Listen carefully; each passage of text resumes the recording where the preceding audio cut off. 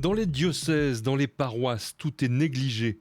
Partout l'on voit des églises dont le toit se dégrade et tombe, dont les portes sont arrachées, dont les gonds sont enlevés. L'entrée des basiliques est fermée avec des ronces et des épines.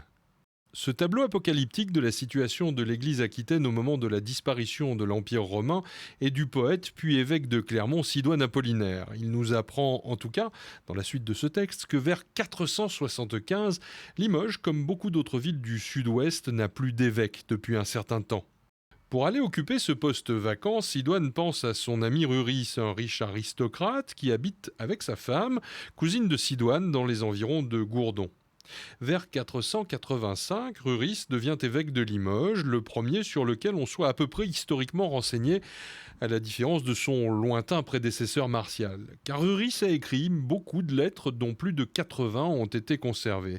Des lettres qui permettent de se faire une idée du personnage, peu intéressé par les luttes théologiques ou politiques, mais soucieux de son diocèse. L'église Saint-Pierre est très probablement la première église bâtie justement à cette période devant le mausolée de Saint-Martial, une église funéraire selon un modèle qui se répand à cette époque pour organiser le culte des reliques, alors en plein développement.